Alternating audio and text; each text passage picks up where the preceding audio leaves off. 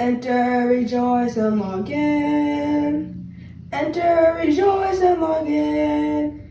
Today will be a joyful day. Enter, rejoice, and log in. Good morning. The chalice is the symbol of our Unitarian Universalist faith. And if you have a chalice or a candle at home, I invite you to light it together now as we say the same words that we say each week at our fellowship. We light this flame as a symbol of new life enlightening our way, as a symbol of the warmth in every human heart. Let the lighting of this flame rekindle in us the inner light of hope, of peace, of love. May we share that light with all people. Good morning. I am Marie Luna, your Director of Congregational Life. Thank you for welcoming us into your home today. It is good to be together, even in this online format. We love to see your faces and feel your presence. If you are joining us from another Unitarian Universalist congregation, welcome. If this is your first time visiting the fellowship, I want to extend you a special welcome. I want to help you find out more about our fellowship, which even during this time of online gathering still has a lot to do. I'm happy to help you get connected. Please send me an email. I'll add my email address to the chat box. Today's service is being led and supported by Allie Peters, our intern minister, Reverend Christina Leon Tracy, our senior minister, Reverend Leah Angiri, our associate minister, Cindy Darling, our worship leader, Kim Hartman, our director of religious education, Steve Seek, our music director, our wonderful musicians and singers, and Adam Robinson, our AV tech. Thank you to everyone who has made this morning's service possible. This year, we are focusing on growing resilience. We're digging in to what it means to grow ourselves and our community to be sources of life, even when things get tough. Right now, we're in the weeks of our creativity theme. Later in today's service, we will even be invited to create something. All you need is paper and something to draw or color with. If you picked up one of our creativity kits from our fellowship, feel free to use the construction paper found in your kits. Otherwise, any paper will do, along with markers or crayons or colored pencils, or even just a regular pencil. Thank you for joining us as we practice being a community of creativity, thinking outside the box and bringing beauty into our world. It is time now to settle into your space, wherever you are, to take a deep breath and be present to this time together, even from afar. May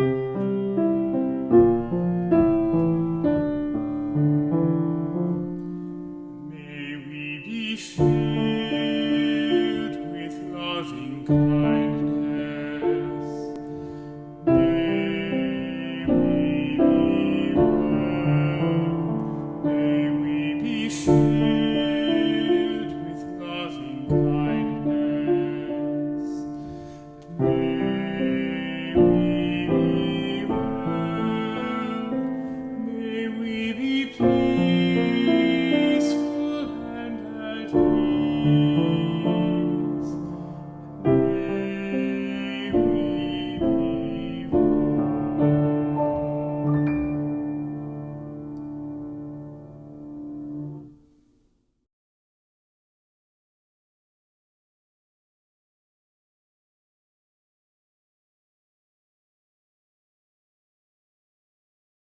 Hi everyone! I'm so excited to be here with all of you today, and I'm especially thrilled to be able to share one of my favorite books of all time with you. This book is for anyone who has ever felt like they had to do something perfectly. Isn't that all of us? The book is called Ish, And it's written and illustrated by Peter H. Reynolds. Let's get ready for Ish. Raymond loved to draw. Anytime, anything, anywhere. One day, Raymond was drawing a vase of flowers. His brother Leon leaned over his shoulder.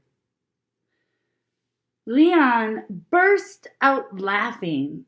"What is that?" he asked. Raymond could not even answer. He just crumpled up the drawing and threw it across the room.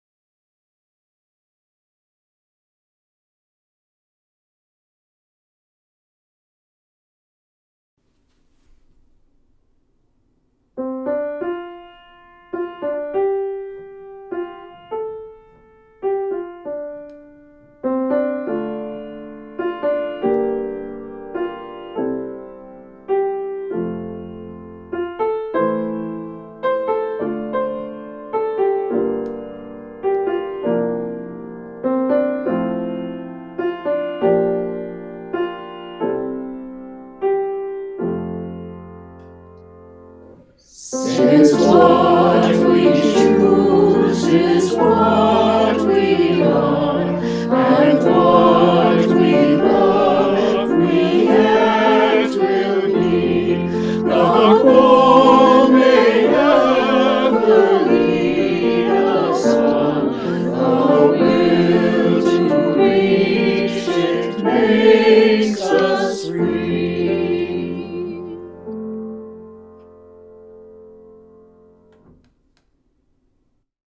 Back to our story, Ish. When we last left Raymond, who loves to draw, he was feeling frustrated and upset because his brother laughed at his drawing. Let's find out what happens next. Leon's laughter haunted Ramon. He kept trying to make his drawings look right, but they never did. After many months and many crumpled sheets of paper, Raymond put his pencil down.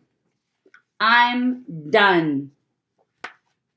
Marisol, his sister, was watching him. "What do you want?" he snapped. "I was watching you draw," she said. Raymond sneered. "I'm not drawing. Go away." Marisol ran away, but not before picking up a crumpled sheet of paper. "Hey, come back here with that!" Raymond raced after Marisol up the hall and into her room.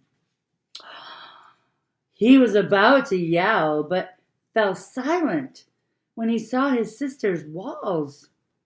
He stared at the crumpled gallery. "This is one of my favorites," Marisol said, pointing. "That was supposed to be a vase of flowers," Raymond said. "Doesn't look like one." "Well, it looks vase-ish," she exclaimed. "Vase-ish?" Raymond looked closer. Then he studied all the drawings on Marisol's walls and began to see them in a whole new way. "They do look ish," he said. Raymond felt light and energized. Thinking ishly allowed his ideas to flow freely. He began to draw what he felt, loose lines quickly springing out without worry. Raymond once again drew and drew the world around him. Making an ish drawing felt wonderful. He filled his journals. Tree-ish, house-ish, boat-ish, afternoon-ish, fish-ish, and sun-ish. Raymond realized he could draw ish feelings too. Peace-ish, silly-ish, excited-ish. His ish art inspired ish writing. He wasn't sure if he was writing poems, but he knew they were poem-ish. One spring morning, Raymond had a wonderful feeling. It was a feeling that even ish words and ish drawings could not capture. He decided not to capture it. Instead, he simply savored it. And Raymond lived ishfully ever after. The end. Ish.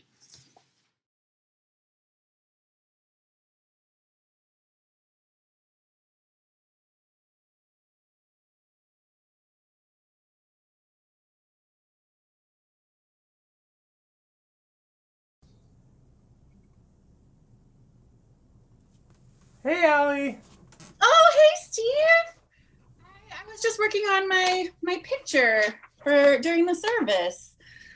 I think I'm calling it happy-ish. My ish picture. Cool. Thanks. Yeah. Wait, Steve. Why are you here talking to me? Isn't it? It's time in the service for the song. Didn't you read our plan, Steve? We were gonna read the story, and then Kim was gonna talk to us about the art project, and now you're supposed to be singing. Yeah, listen, about that. I feel like we hear my voice a lot since we've moved to online. And it's okay, I love singing, but I was hoping today we could mix it up. Okay, yeah, I mean, I guess that makes sense. I love hearing you sing each week. I don't think I could ever get sick of it, but I also loved hearing the choir earlier during the service. It was so nice to see their faces and to sing along with their voices from home. So, sure, what'd you have in mind? Well, I thought I'd ask you to sing it, Allie. Steve, no, I can't. No, Steve, I can't do that. No. Oh, do you not like to sing? No, I like to sing. I sing along with the radio in my car. I sing along with the songs during worship. I even sing lullabies to my dog sometimes. So what's the problem then? Steve, I'm not a good singer. I don't sing in front of people, especially here on the internet. I don't know who out there is watching. What if I sound bad? What if I make a fool of myself? Steve, I can't. I'm too embarrassed. Okay. I'm confused because didn't we just read a book about how we don't need to do stuff perfectly? Didn't we just learn from Ramon in our story that whatever we create is great just as it is? Yeah, we did. Yeah, I mean, aren't you preaching a sermon on that in like 2 minutes? Oh, geez, Steve. Way to call me out here. I guess you're right. I guess now I know what people mean when they say you gotta practice what you preach, huh? It's gonna be fun. Just remember that you are free to sing ish if you want. You're gonna do great. Okay. You wanna teach me the song? Sure, it's short. It's just one verse. And here's the cool thing, it's actually the same tune as the song that the choir just sang. And it goes like this. Let all the beauty we have known illuminate our hearts and minds. Rejoice in wonders daily shown, in faith and joy and love that binds. Okay, well, that sounded great. And okay, we'll see if I got it. I hope all of you from wherever you're watching will sing along with me as ishly as you'd like. Okay. Let all the beauty we have known illuminate our hearts Rejoice in wonders daily shown, in faith and joy and love that binds. Thanks, Allie. Steve, I didn't know how much fun that'd be. Thanks for encouraging me to do that. I think now I have the courage to go record my own Enter, Rejoice, and Log In for another service in the future. You inspired me, Steve. Thank you so much. Bye, Allie. Bye, Steve. Thanks.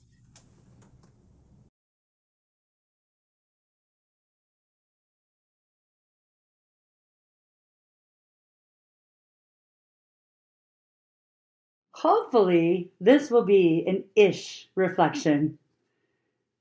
Thinking ishly has helped me so much over the years since I read this incredible book that gives us permission to do, well, anything not perfectly, but rather to simply enjoy doing that thing. Ish can become a philosophy.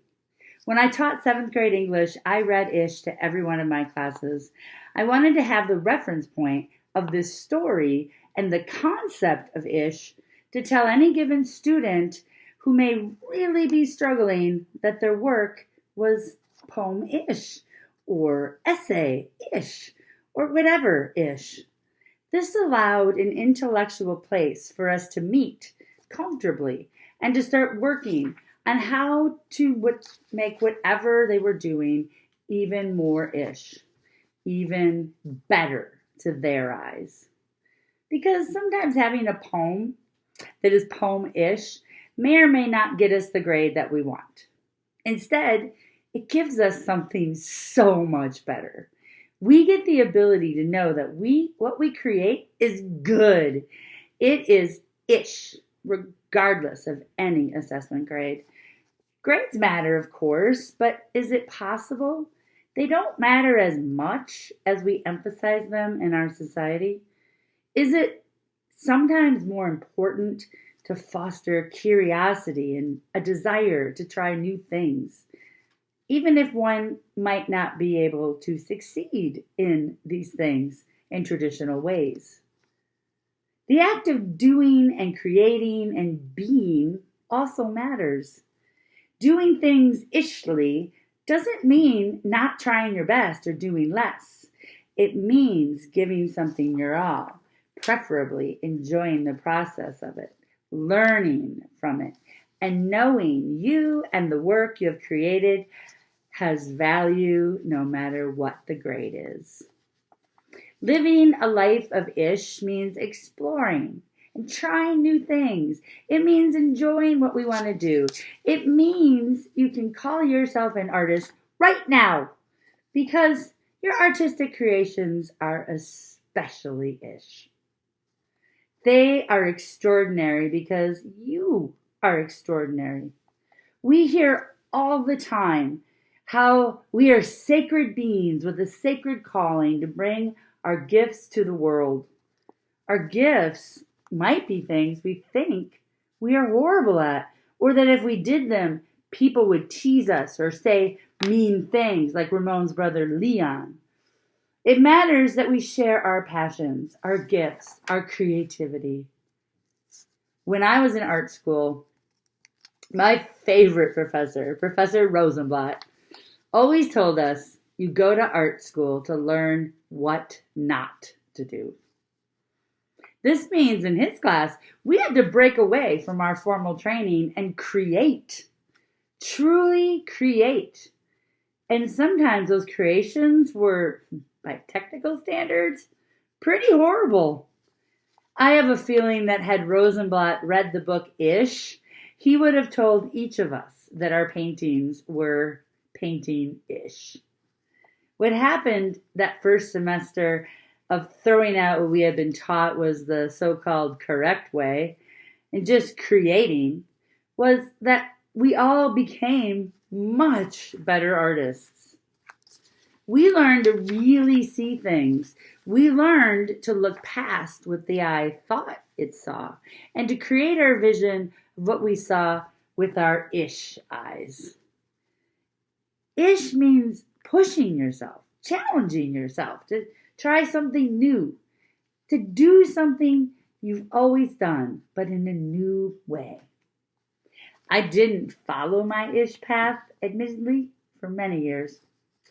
I didn't draw or paint or use that part of my creativity for over a decade. This type of art only came back into my life a few years ago, and it was the ish idea that brought it back. I kept thinking there was no point, that my talent was likely gone by now, and I couldn't stand the thought of creating something awful. And you know what? Those first few drawings were, by technical standards, truly awful and wonderful beyond words to create. I was doing it. I would get better, and even if I didn't care. It just felt good to move color over paper. And my art supplies and I will live ishly ever after. Thank you so much, Cindy, for sharing with us the story of Ish from your own life. I'm sure I speak for many of us when I say that having someone teach me about the power of Ish would have meant a lot to me when I was younger. When I was in elementary school, I really loved art class. I remember in 3rd grade, art class was on Wednesdays. And so Wednesdays became my favorite day of the week. My art teacher was so nice, and her classroom was so colorful, and we did all sorts of neat and creative projects. I was always excited to see what we would get to do next in art class. Now for 4th grade, we were all invited to apply to be in what was called Horizon Art. This was a program for the top artists in our grade. It was meant to help nurture their interest in art and to give them more enriching projects. And here's what I got really excited about. Students who got selected for Horizon Art got to have an extra art class during the week. How cool is that? If I got into Horizon Art, I would have 2 favorite days of the week, not just Wednesdays anymore. So of course I applied.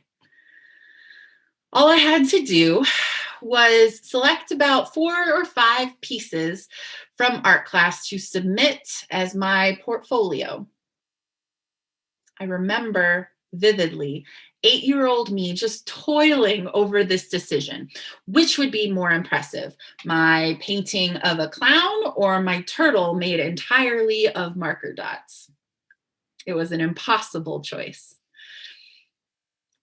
In the end, my portfolio was not selected and I didn't make it into Horizon Art.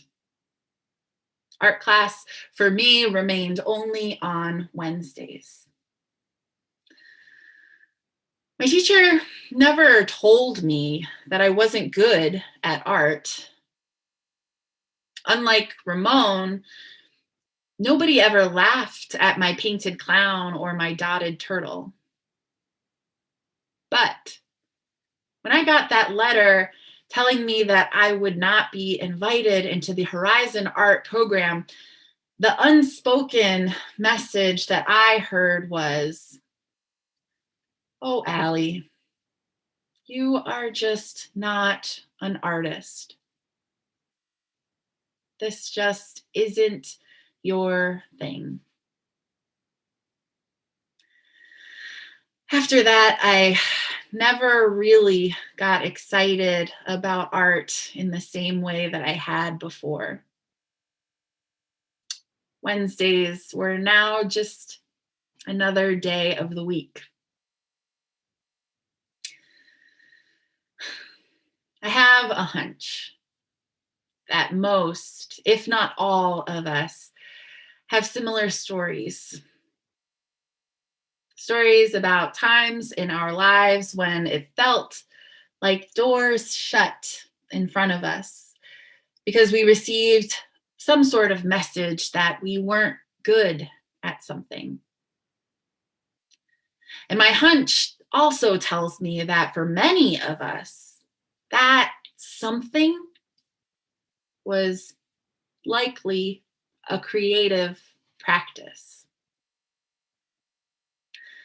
Perhaps for you, maybe it wasn't visual art. Maybe it was music or dance or problem solving or writing.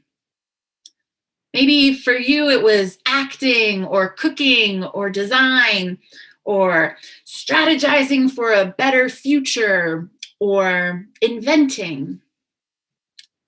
Whichever doors may have shut for you, don't you just wish you had someone there to read you the story-ish?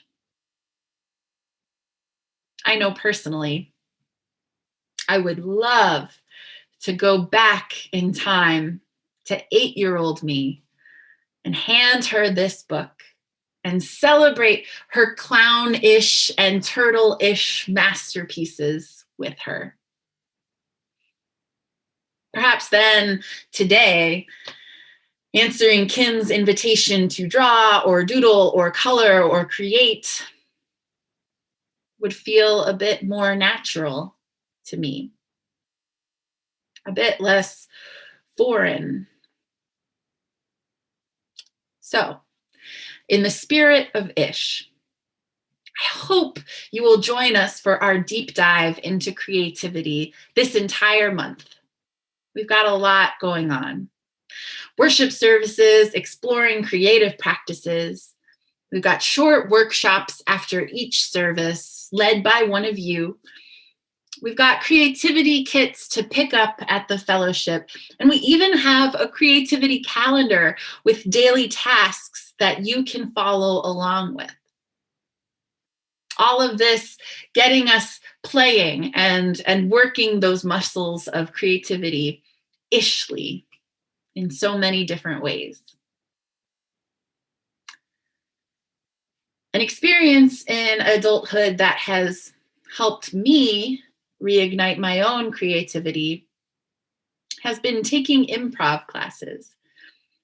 So I'm so excited that Reverend Christina is leading a service next week that's all about improv.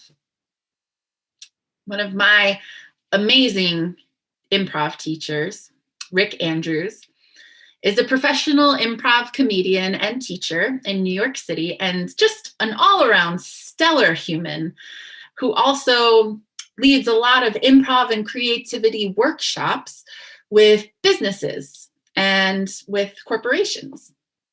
And he's great at it. And he recently wrote this post on social media. He said, "Sometimes the way people talk about creativity makes it seem like it's a thing you either have or don't have. I've always had a mild issue with the term creatives for this very reason. Creativity is something our brains want to do naturally. They want to make connections, fill in gaps, create. People we think of as being creative don't have better ideas to begin with. They become better at shaping those ideas through time and practice, usually by being less judgmental of themselves. Becoming more creative is so much more about getting out of your own way than it is about learning how to have good ideas in the first place.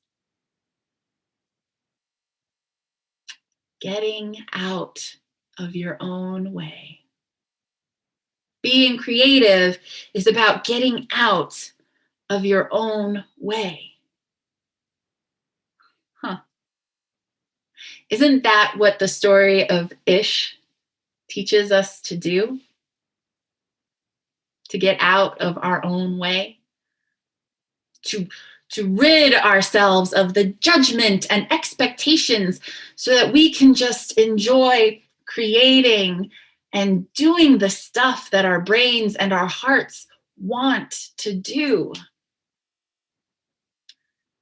That's why I think that it is so cool that this year our stewardship team chose the theme of creativity for our fellowship's pledge campaign, which starts today. This is the time of year when we make our financial pledge to our beloved fellowship community. When we tell the fellowship how much money we plan on giving this year in order to continue supporting all the staff, the programming, the building, the online offerings, our religious education program, you name it. Now, I need to say this. From the moment I arrived here at the fellowship, it has been so clear to me time and again that this is a generous congregation. This is a community of people who show up for each other without question.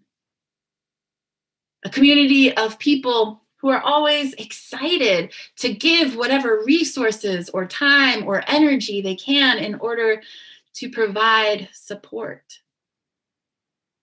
I mean, just look at the overwhelming support for the minister's discretionary fund since the pandemic started. Just look at our fellowship's meal ministry, friends providing meals to others in times of stress. Just look at the requests for assistance in our Facebook group and how people in comments have jumped at the chance to offer support. Our fellowship community does not hesitate to say, if there is someone in need, of course, we're going to do whatever we can to help. That is beautiful. That is special. That is inspiring. The thing is, pledging involves a bit more creativity than that kind of in-the-moment, immediate generosity. Our pledges are what our fellowship needs in order to exist and to grow, but it can be hard to think ahead and figure out how much money we will be able to give this year. It's so easy to wonder, am I pledging too little? Am I pledging too much? What is the right amount for me and my family to pledge this year? It becomes so easy to put off the decision to pledge. And then if you're like me, someone who freezes in moments of indecision, it becomes so easy to just keep our pledge the same as last year or to forget to submit our pledge form entirely. So what if we got out of our own way? What if we used some creativity? What if we thought about all that the fellowship community means to us and the ways it enriches our lives, and then just came up with a number? Like, if I could, I would give my fellowship this much this year.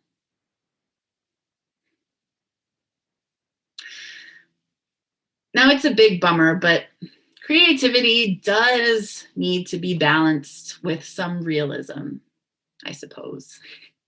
So I would recommend that we take whatever number that was and we bring it to our budgets to see what version of it is actually feasible. Perhaps we have to scale it down a bit. Perhaps we realize that this year times are hard and we need to fill out a pledge waiver, and that's understandable. Or perhaps we realize, hey, the pandemic didn't hit our family as hard as we worried it might, and this number might actually be doable. Whatever happens, just know that there's no perfect pledge amount. There's no correct number. All of our pledges are going to be pledge-ish. They are all a work of art simply because they are inspired by our love for this community and our vision for its future. Just the act of submitting our pledge form creates a moment of beauty. You see, pledging and creativity are so intertwined, actually, because they're all about possibility, opening doors. It's easy when we're a part of a congregation like the fellowship to sit back and to think creativity and vision is the job of the staff and the governing board. And the reality is that this fellowship community is something that we are all co-creating creatively together with our relationships, our ideas, our time, our energy, our presence, and our money.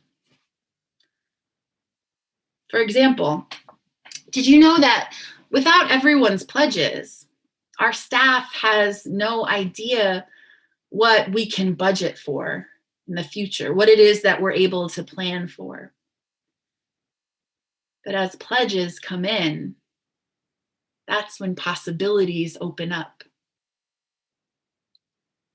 The possibility for engaging and meaningful worship.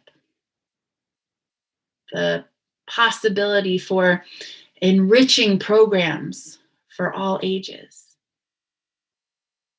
The possibility to expand our capacity for justice and inclusion.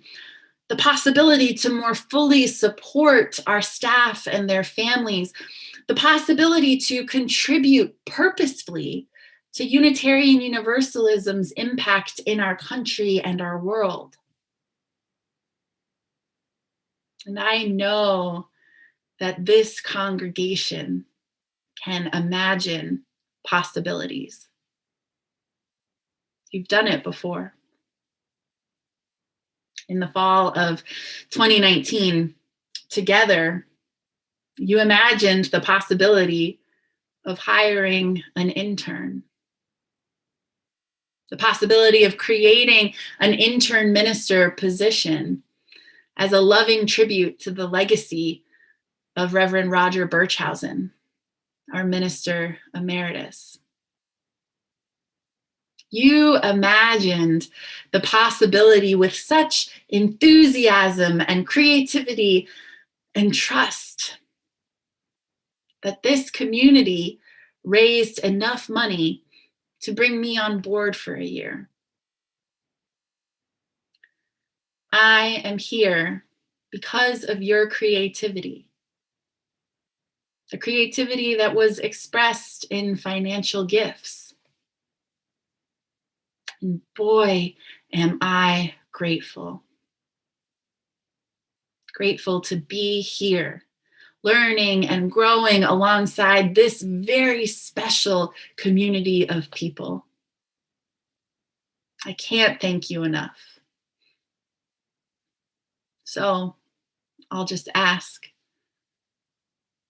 What other possibilities can we imagine together if we get out of our own way? May it be so. And amen.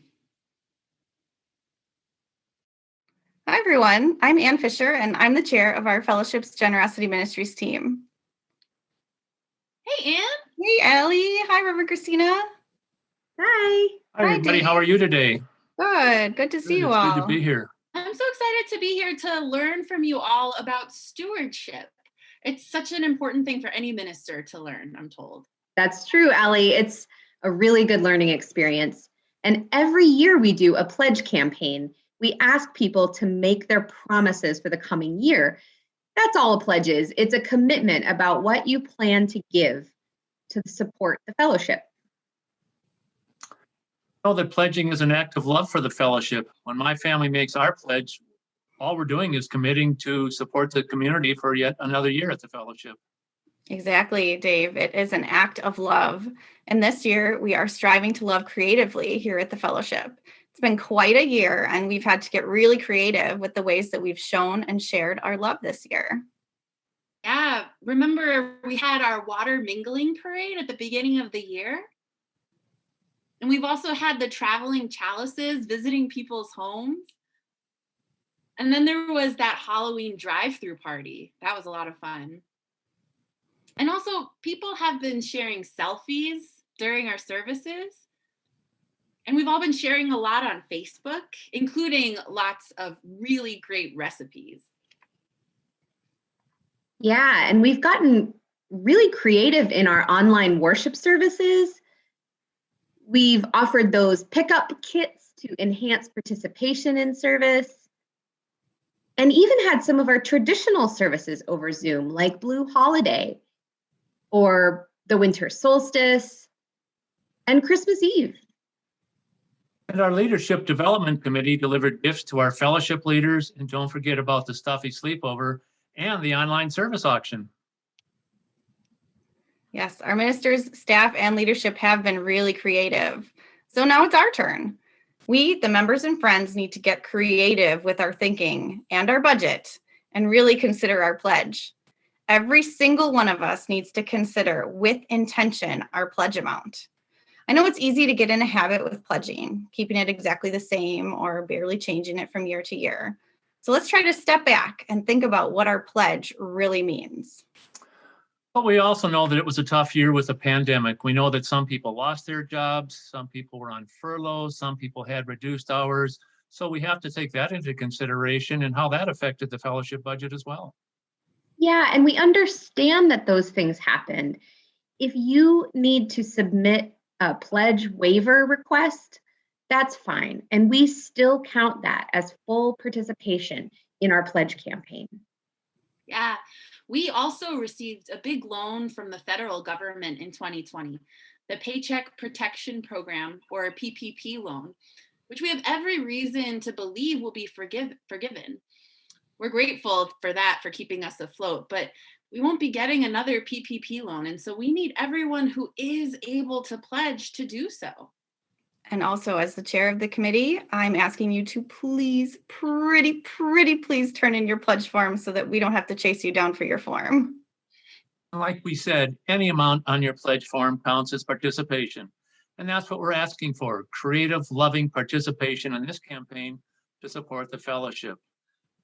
That could mean, depending on your household financial situation, pledging nothing and asking for a waiver for this year, or $5,000, $10,000 or more, or anywhere in between that might fit your family's budget and commitment.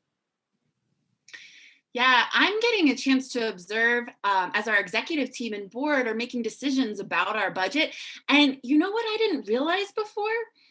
We have no idea what it is we can even budget for unless we get all of our pledges in. We're really hoping to increase our support to the UUA this year. And did you know that the fellowship doesn't pay anything to offset health insurance costs for the dependents of our staff right now? We just can't.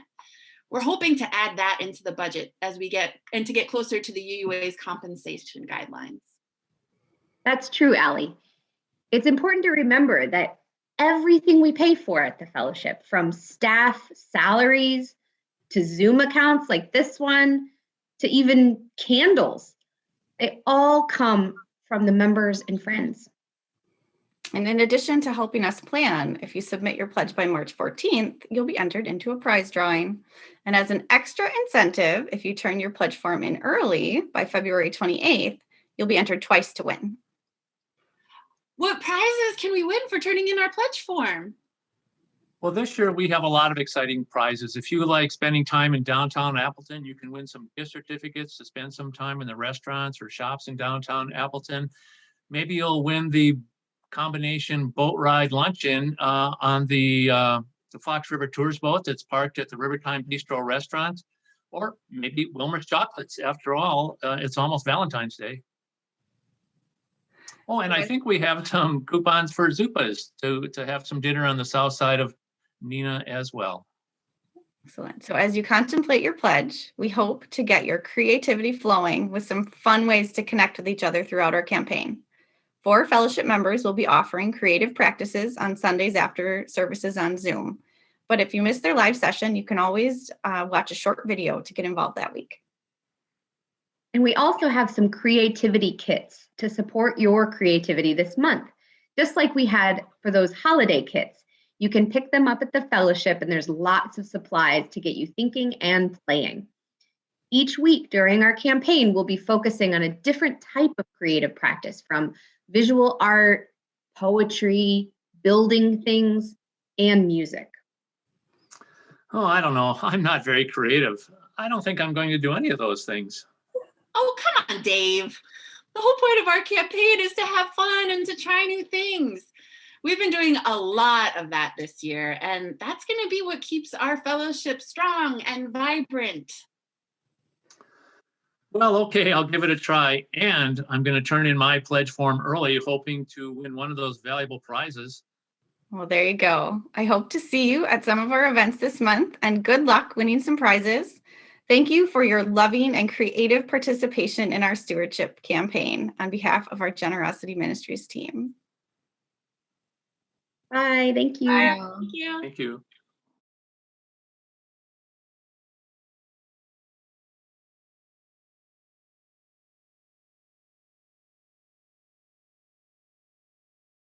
Sharing our individual joys and concerns helps us collectively to grow resilience, a creative endeavor, if ever there was one. One of the ways that we co-create this community, and even this morning's service, is by taking the risk to share about our personal lives. We can do that right this moment by typing into the chat box any personal news you might wish to share with our community, so that we can hold space with you as we worship. If you would like to talk directly to me or to another minister or to someone from our care team, please let me know, and I would be happy to connect you. You can still always submit joys and concerns on our website or by emailing me or any other member of our staff team, and we will include this in our weekly email. Let us breathe into this shared silence and then join in our sung response.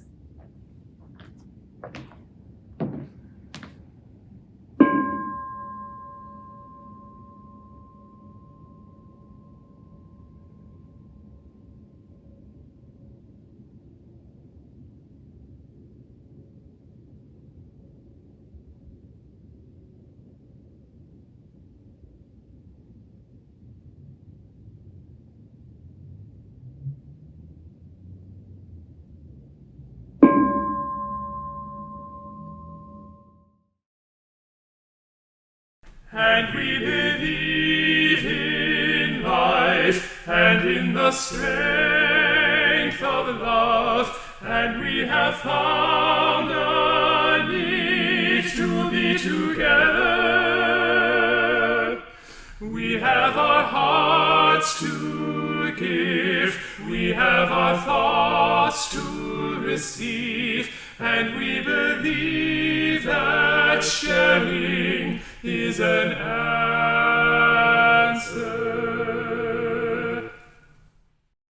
This month, we will be focusing on creativity.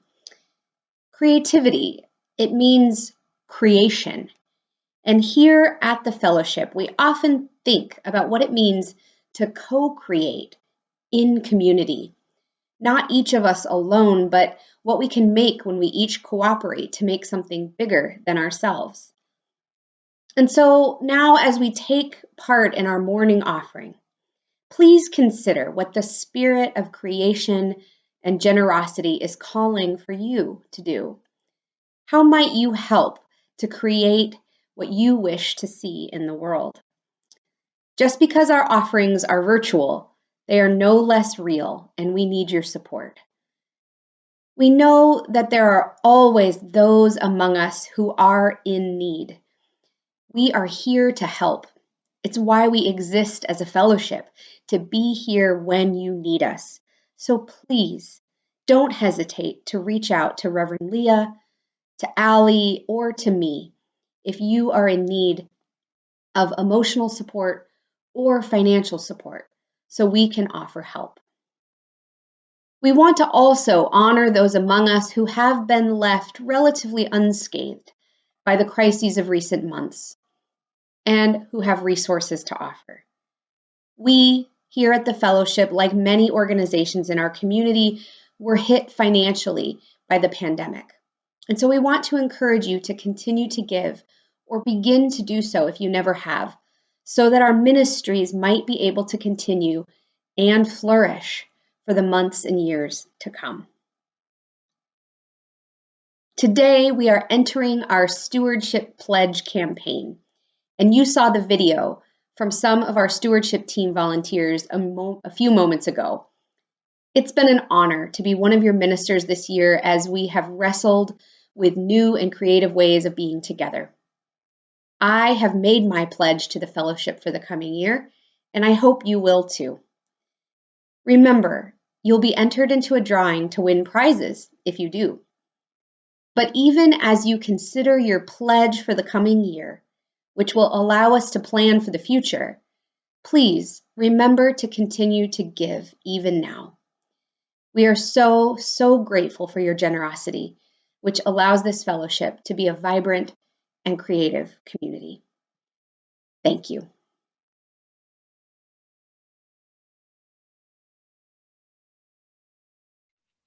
As we come to the end of our service, we will extinguish our chalice flame, even as we still hold its light in our hearts. As we extinguish this flame, let us go our ways, with hope in our hearts, with our spirits renewed, and with a deeper understanding of life's mystery. Let us carry the light of compassion and commitment to build a better world.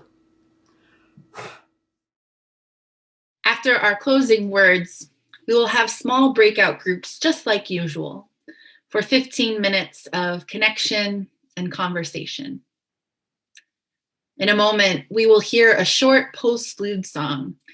If you do not wish to participate in small group conversation, then please use that postlude music time to log off and leave this Zoom meeting.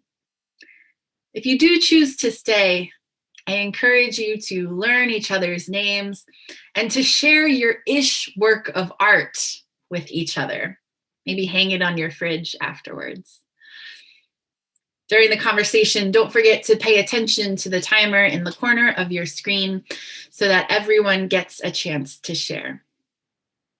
And remember, at 11:30, we invite you to our first half-hour creativity program during our month of creativity. Today we get to play with some fabric art. So go ahead and check out the chat box or the scroll to find that Zoom link. We hope you can join us. And with that, go in resilience, growing in strength. Go in creativity, in beauty and in innovation. Go in peace, knowing we embrace each other even now from a distance.